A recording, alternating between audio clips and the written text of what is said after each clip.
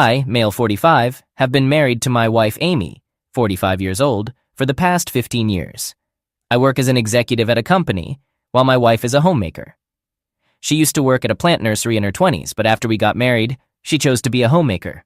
We have 2 daughters, Emma, 13 years old, and Ella, 11 years old. Our family was happy until the truth about my wife's cheating came to light, thanks to our smart TV. So, last week, it was our friend John's birthday. He has been living in a different country for the past few years. We decided to video call him at midnight to wish him a happy birthday. After the wishes, the 4 of us, my wife, John, his wife, and I, engaged in some casual conversations about work and life. Since John didn't have other plans for his birthday night, we decided to hang out virtually and relax for a while. His wife suggested we Chromecast the WhatsApp video call through the TV so we could all sit back, unwind, and enjoy our time together. Amy and John's wife are good friends, and we used to spend a lot of time together when they lived in the same city. Amy connected her phone to the TV since the TV remote app was already installed and active on her phone. We grabbed some beers and snacks and had a good time during the virtual celebration. After a while, Amy began to feel dizzy and ended up dozing off on the couch while John and I continued our conversation. His wife had also fallen asleep. Around 15 to 20 minutes into our call, it disconnected due to internet issues, and my wife's WhatsApp screen appeared on the TV. I was just about to call John back when I noticed over 10 unread messages from someone named Lifeline with a heart symbol. This was unexpected because I wasn't the one communicating with this person. My curiosity got the best of me, so I clicked on the profile picture and discovered it was her childhood friend, Matt. I've met him countless times since we got married because my wife was close to him. They were neighbors and school friends, and there were rumors that they might date each other. However, that never happened. According to my wife, she didn't see Matt as a romantic partner, and besides, Matt was not interested in women. As of now, Matt was single. I wasn't too concerned about my wife's connection with her Lifeline because she had assured me that he wasn't into women.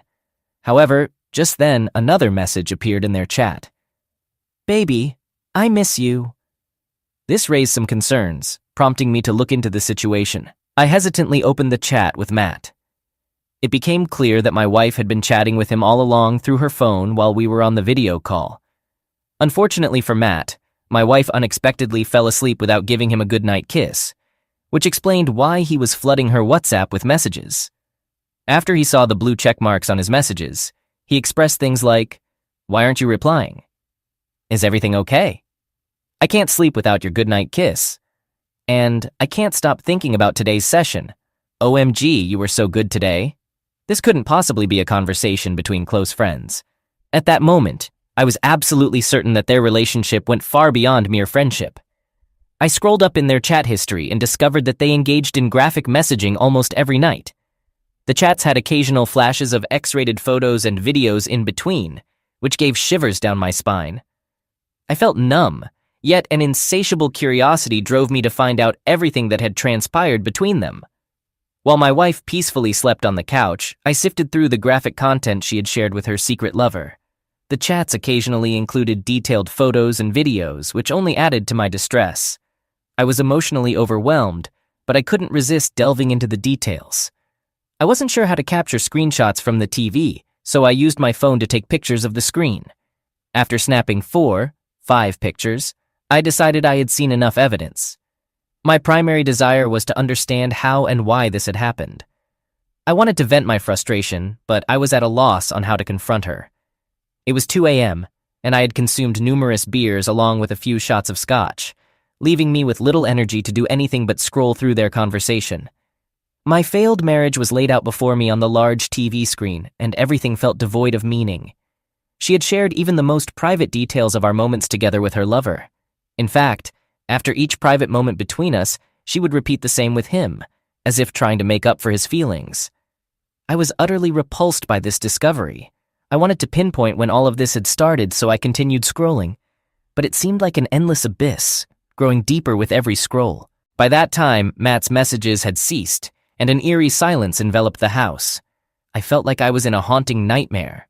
To reassure myself that I wasn't dreaming or hallucinating, I grabbed a nearby cushion. I was still scrolling aimlessly when Amy suddenly woke up from her nap. Her drowsy state transformed into sheer panic as she witnessed her dual life unraveling on the TV screen. She hastily snatched the remote from my hand and turned off the TV, then disconnected her phone from it. I just stared at her, utterly dumbfounded. I watched as she opened her WhatsApp chat, skimmed through her lover's messages, and then closed the app with a heavy sigh. That sigh signaled her surrender. She realized that I knew everything.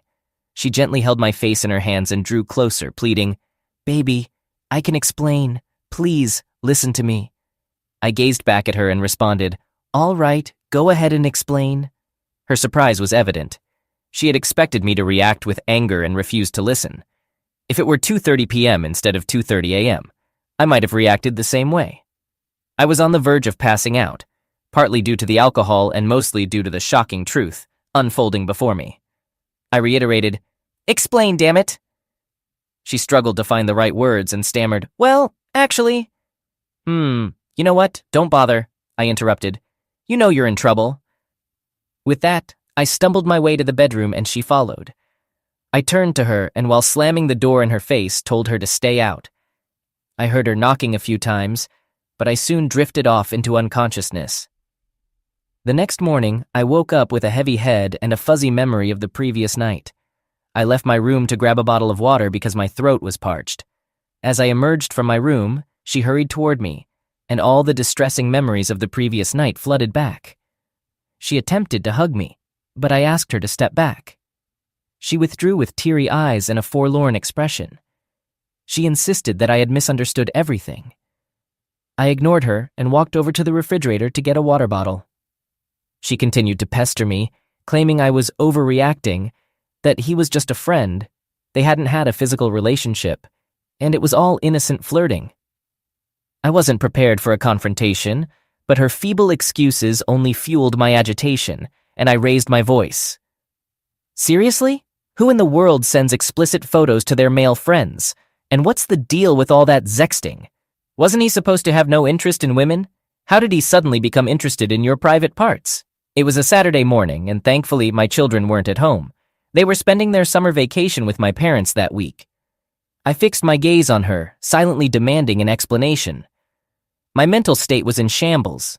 I wanted to uncover the truth, even though I knew it would devastate me.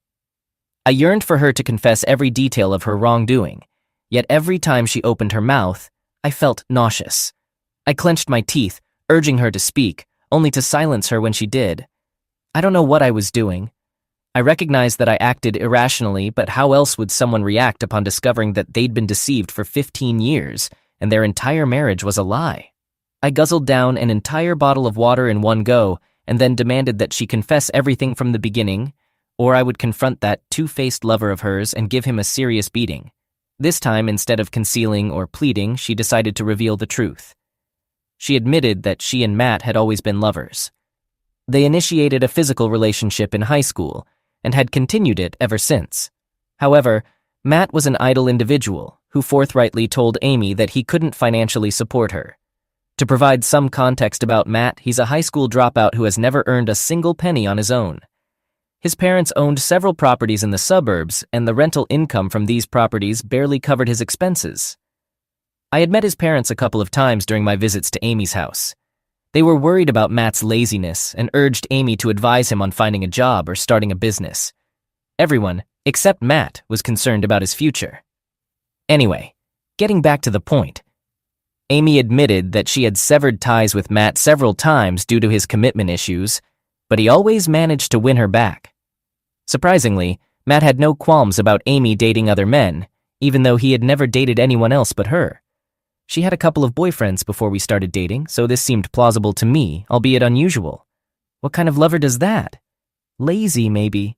I asked her why she hadn't married him if they were so close. She explained that Matt wouldn't have been able to provide a good lifestyle for her.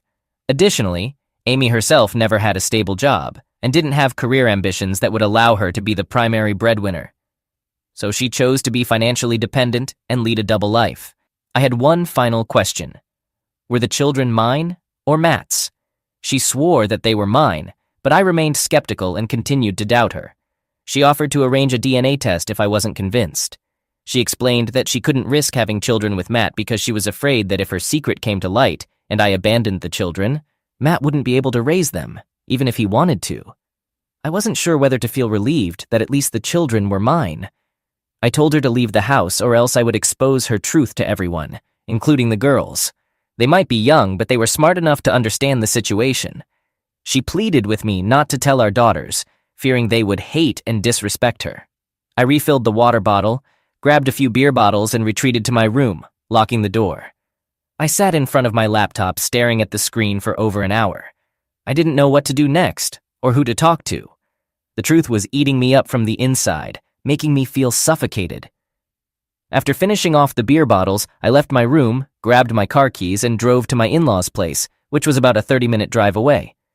My mother-in-law answered the door with a friendly smile, but as soon as she saw my red face, she sensed something was amiss. She called my father-in-law, who rushed out from their bedroom and sat me down. I was sweating and anxious, my heart racing. I explained to them that I didn't know a better way to confront the situation, and then I began narrating everything. My throat grew dry and my body temperature skyrocketed as I divulged the ugly truth. Midway through, we heard someone banging on the door. It was Amy. She stormed into the house and demanded that I leave immediately. She insisted that this was a private matter and that we should deal with it ourselves without involving her parents. The next few hours were a tumultuous mix of emotions. I chastised her for cheating on me for 15 years, while she brushed it off as a casual relationship that meant nothing to her. Gradually, she shifted the blame onto me for turning her parents against her, and I defended myself. My in-laws sided with me and scolded her. I spent the entire weekend drinking, occasionally passing out and refilling my stomach with alcohol. When Monday came around, I went to work feeling groggy and drained. At the office, I searched for divorce lawyers online and scheduled an appointment with one. When I returned home, I noticed that some of her belongings were missing. I assumed she had come while I was away, packed some of her things, and left. I didn't bother to check on her. She messaged me, informing me that she would be staying at a hotel to give me some time to cool off. Really? Did she believe this matter was so insignificant that I could just easily move past it? She also bombarded me with messages, begging for forgiveness and making promises to end her relationship with her lover. It's been a painstakingly long week since that fateful day, and now it's Friday again. The days have been crawling by, and I anticipate the weekend will drag on even more. I have an appointment with the lawyer scheduled for this upcoming Monday. I've been scouring Reddit stories in search of a solution to my predicament, but it seems like my situation is quite complex. More than worrying about myself, I'm concerned about my daughters. How should I handle them? Should I even address the issue with them at all? Update. I'm sorry for not keeping you all in the loop, but I did connect with some of you through private messages and comments. It's been 6 months since my initial post, and let me tell you, it's been quite a roller coaster ride. I met with the lawyer on that Monday and discussed my concerns regarding my daughters. The attorney advised me to approach the kids gently about the separation, avoiding too many details as it might harm their mental well-being. He also mentioned that considering my wife's unemployment and the nature of her affair, I have a good chance of obtaining custody. On the same day, my parents reached out to Amy to bring the kids home from their place. They were still unaware of the situation. She arrived with the children while I was drained and lying on the couch after the stressful meeting with the lawyer. I refrained from discussing anything in front of the children and confined myself to my room. When she entered the bedroom, I urged her to have a conversation with the girls about her infidelity. She burst into tears and begged for my forgiveness, repeatedly expressing her fear that the girls would despise her. Well, she should expect nothing less. After cheating on your family for 15 years, what else could she anticipate? The lawyer mentioned that it would take about a week to send the divorce papers to Amy, so I had a week to sort things out with the children and my parents. I informed her of my decision to divorce her, and her reaction seemed as though it had come out of nowhere. She voiced concerns about the potential trauma to the children due to the divorce, which left me wondering where her maternal instincts had been hiding all these years. I firmly reiterated my decision and gave her a 1-week ultimatum to talk to the girls in her own way, or else I would be the one to reveal the truth. With my pillows in tow, I crashed on the bedroom couch and drifted off to sleep. Throughout that entire week, I left the house early in the morning and returned late in the evening. As the weekend drew near, she would often cry and wail through the night, sometimes so intensely that it would wake me up. I did feel sorry for her, but how could she carry on like this for so many years? What was she thinking? believing she would never be discovered. She had multiple opportunities to end her affair, yet she persisted. Our private conversations, my vulnerabilities, my deepest secrets, everything, she left exposed to her lover. How could I forget all of that? On Friday evening, she informed me that she had devised a plan to talk to the girls the following day. I nodded in agreement. On Saturday after breakfast, she gathered the children and mentioned that we had some news to share. She explained that I had received a job transfer to a different country, and as a result, I would be moving away for a few years. I was taken aback, and my daughters looked at me in surprise. In front of the girls, I sarcastically asked her, "So, this means I have to move out of the house, right?" She rolled her eyes and signaled me to be quiet. She continued, "Well, if that's the case and the house feels too big for the three of us, we can move to my parents' house for now, and later we can find a smaller place." The girls were clearly confused by this explanation. They were young, but not naive enough to miss the game she was trying to play. My younger daughter told Amy that what she was saying didn't make sense, while the older one directly questioned us. "Are you guys getting divorced?" I shot a stern look at Amy and urged her to tell the truth. With a sigh, she broke down. The girls turned to me for answers, and I told them they were correct about our divorce. I explained that we no longer felt compatible with each other. My elder daughter even suggested that I might be having an affair, which was why Amy was crying. She held her mother's hand and asked Amy if I was cheating on her. Instead of clearing the air, Amy simply hugged her, leaving the girls disgusted with us both. I was furious with that manipulative woman. I couldn't believe how she had turned the situation against me. I ended up telling my daughters everything, explaining how I found out, but of course, I left out the graphic details. Amy shouted at me, accusing me of reneging on my word. She argued that I had given her the freedom to explain things to the girls, so why wasn't I supporting her when she talked about my job transfer? The situation had spiraled out of control, and I decided it was time to stand up to Amy's manipulation. I called both my parents and my in-laws and asked them to come over as soon as possible. They all lived within a 25-30-minute drive, and within an hour, they were at my house. That 1 hour felt like a never-ending nightmare that I'll never forget. My daughters were crying, clinging to me, and witnessing this, Amy did her best to justify her actions. She went as far as painting me as a liar and accused me of manipulating the girls against her. Her arguments ceased only when I mentioned I had photos of those conversations. My parents were shocked by the scene before them. I gave them a brief account of the situation. Everyone was repulsed by Amy's reprehensible actions. She continued sobbing and pleaded for forgiveness. I felt a moment of pity for her. It was painful to see her in this state, but she had brought it upon herself. Instead of casting me as the villain in front of my daughters, she could have simply told them that we had fallen out of love or something similar. But she wasn't willing to accept even the slightest blame, and now her ugly truth was exposed to everyone, including our daughters. I made it clear that we were moving forward with the divorce, and the girls would be staying with me. I asked her parents to take her away. Even the girls themselves asked her to leave. My parents decided to stay with us for a few weeks to offer support and help us through this tough time. It was undoubtedly a challenging period, but I'm relieved that we emerged from it stronger. I've started therapy for all three of us, and we're all in a much better mental state now. My divorce proceedings are ongoing. Amy has made a claim on my house, which I'm contesting because I don't believe she deserves any part of it. Interestingly, she didn't contest the custody of the children, which makes her priorities quite clear and simplifies things for us. During our confrontation and even afterward, Amy promised to sever all ties with her lover. However, after moving in with her parents, she was caught visiting her lover's house. Her siblings discovered this and humiliated her to the point where she had to leave the house. Her parents also confronted Matt for his actions and informed his parents about the situation. As far as I know, Matt's parents have stopped providing him with rental income from their properties and urged him to support himself. Meanwhile, Amy is working as a sales agent in a showroom. I no longer dwell on thoughts of her. My focus is on raising my daughters and providing them with the best life I can. Wish me luck.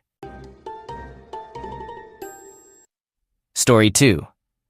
My wife, who is 31, and I, who am 32, have always shared a loving relationship. We were high school sweethearts and decided to get married when she became pregnant. The pregnancy was the reason we tied the knot. From the beginning, we've had an active and enjoyable bed life. Throughout the years, we've been very happy together, and there hasn't been any reason to think otherwise.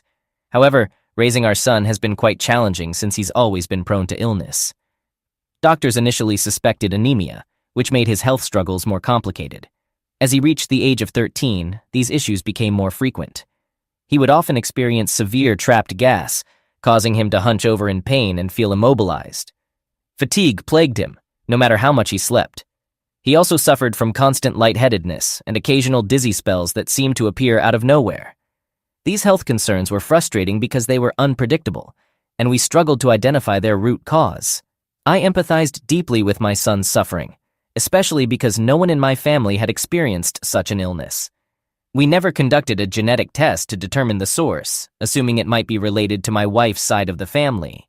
The doctors consistently found him to be anemic through various tests, which could either be a genetic or acquired condition, leaving us uncertain about its origin, despite his efforts to increase his iron intake.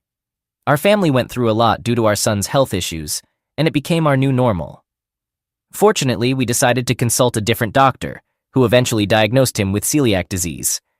Eliminating gluten from his diet made a significant difference, and he started feeling like a normal person again. Celiac disease is hereditary and tends to run in families. Interestingly, both my wife and I were relieved because, for once, we had the ability to control his flare-ups. We no longer had to arrange our lives around hospital visits or be ready to rush him to the emergency room at any time. It was a sense of relief we hadn't experienced in 13 years. Little did we know that this would mark the beginning of the unraveling of our marriage. Discovering the root cause of our son's inherited illness would shatter our family and expose a 14-year-old secret only my wife could explain. The doctor suggested that my wife and I undergo a blood test to determine which side of the family the disease originated from. We took the blood test and the results came back negative. This meant that celiac disease antibodies weren't present in our blood. We repeated the test and the outcome remained the same. During our next visit, the doctor was perplexed and even questioned if our son might be adopted. We assured him that this wasn't the case, but the situation was awkward, and I noticed my wife's discomfort. On the drive back from the doctor's office, I remained unusually quiet, my thoughts drifting back to the time when our son was conceived. I remember making a humorous suggestion about getting a paternity test back then because I was still using protection. Her response was a simple, "Don't be silly," which was the expected reply. She could have reacted differently, but her nonchalant response was all it took to brush it aside. I had only been joking, and now, more than ever, I regretted making that comment. She knew I wasn't serious. It was frustrating. Despite having doubts, I couldn't bring myself to confront her about it. It seemed unimaginable. I had raised him since birth, and he meant the world to me. He was my legacy. The sleepless nights, the pain, the deception, it was all beyond anything I could have imagined. The idea that he might not be my biological son was inconceivable. I was even afraid to go for a DNA test because of what it might reveal. Eventually, I gathered the courage to order a test kit online and sent it in. When the results came back, my world fell apart. I didn't know how to process this. We had gone through college together with hardly any issues. I believed we had a happy life together, sharing similar work schedules. And I had never suspected anything was going on behind my back. But now, it was clear that this child was not my biological son. When she returned home that day, she found me sprawled on the floor with a half-empty bottle of scotch. I was so lost in my thoughts that I didn't even realize she had come in until she tried to rouse me. I confronted her, demanding to know who the real father of the child was. She stepped back, appearing confused, then responded with anger, insisting that I was the father. I accused her of lying, asserting that she had been deceiving me for 13 years. I disclosed that I had taken a DNA test, which had revealed that he wasn't biologically mine. She asked to see the DNA test, but I refused, urging her to answer the question directly. Instead of addressing the paternity issue, she attempted to deflect blame by bringing up the fact that I had sought a paternity test. She made it seem as though my choice to get a paternity test was worse than her affair with another man and bringing home a baby 13 years ago, all while lying to me and allowing me to raise him as my own. She tried to shift the blame onto me, as if it were my fault for seeking a DNA test. I told her that she was the reason our son had suffered for 13 years. She knew why, and she must have. Yet she allowed him to endure it and let me bear the burden, all to protect her secret. She made every effort to dodge responsibility and shift blame. But I eventually warned her that if she didn't reveal the true identity of the child's father, I would contact every man she had interacted with over the past 13 years and request a DNA test from them. My eye had turned bloodshot, signaling my intense seriousness, and finally she broke down. She confessed that our son belongs to a co-worker from her previous job. She revealed that she had fallen for this guy over the course of a month. They had been close a few times, and then it stopped because of her deep love for me. And during that whole month, I had not the slightest inkling of what was happening, as I continued to live my happy life. Now, I find it incredibly hard to trust her. It's difficult for me to even look her in the eyes. I used to believe that we had everything we wanted, even making plans to have a child together, when this revelation came crashing in. We were genuinely happy, or so I thought, until he entered our lives. Before, I was content. I thought our marriage was solid, but now it feels like it was all a facade. We have a beautiful home, nice cars, a comfortable life without financial concerns, but I've lost what truly mattered. She claims it only happened once, a moment of adventurous desire, a desire for something out of the ordinary, but I struggle to believe her. It's more than just being cheated on. It feels like my entire life has been a falsehood. She's not the person I once knew, he's not my biological son, and ultimately, I find myself alone, without any true offspring of my own. The tears couldn't be contained. I couldn't bear to stay in our home any longer. I reached out to my boss at work, confessing everything and expressing my need for an extended leave. He grew concerned about my mental state and insisted on driving over to my house to ensure I was okay. I wasn't particularly close to my boss, but he made the effort to drive over to my house and took me out to a restaurant that evening, giving me a chance to step away from home. During our conversation, he shared a poignant story about a friend of his who had discovered his child wasn't biologically his, and subsequently took his own life. He expressed a strong desire to provide me with all the support I needed. My boss encouraged me to take an extended break from work, urging me to pursue something I've always longed for but couldn't due to my responsibilities. One of my long-standing dreams has been to travel. I've never ventured beyond the borders of my country, aside from a trip to Mexico, as I've always been dedicated to providing for my family, especially in case of emergencies concerning my son. This dedication to our family is the reason we haven't traveled much. I've always harbored a desire to explore developing countries, places that are both safe and different enough to provide a true cultural experience. When my boss brought up this idea, it unexpectedly brought some happiness into my life. It served as a welcome distraction, a new adventure. My wife and I have always dreamed of visiting destinations like Kenya, Namibia, and Thailand. My wife accused me of running away from our problems, but I explained that I needed some space to think.